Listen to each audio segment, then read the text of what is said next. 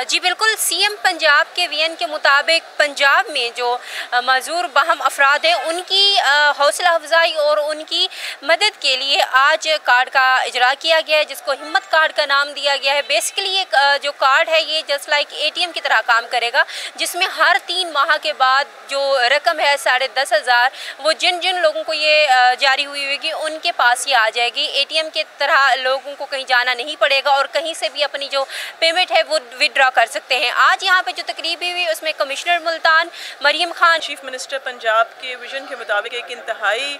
जो मुस्बत स्टेप है कि जो हमारे माशरे में माजूर अफराद हैं उनकी डेटा रजिस्टर किया गया और उनको जैसे एक आप कह लें कि एक एटीएम कार्ड है जो एवरी 3 मंथ्स वो जाके इसमें ऑटोमेटिकली उनको जाना नहीं पड़ेगा, किसी तरफ भी कहीं किसी लेन्स भी नहीं लगना पड़ेगा, उनको automatically over 10,000। Deputy commissioner Multan Hamid Sindhu और इसके अलावा एमपी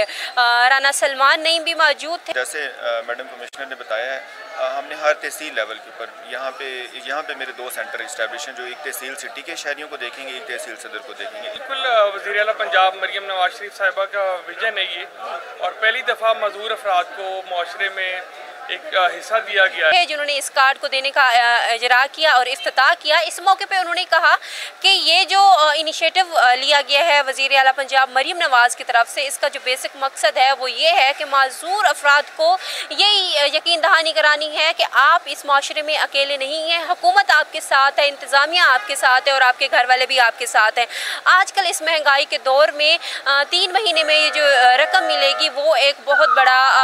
संग मील साबित होगी उनकी फिनेंशियली तौर पे हेल्प आउट करने के लिए। लेकिन यहाँ पे जितने भी माजूर लोग हैं उनके जानिब से ये सवाल उठाया जा रहा है कि महंगाई दिन ब दिन बढ़ती जा रही है, बेरोज़गारी बढ़ती जा रही है, ऐसे में 3 महीनों में 10,500 रुपये हुकूमत दे के कौन सा एहसान करिए। इससे तो बेहतर था कि हमें कोई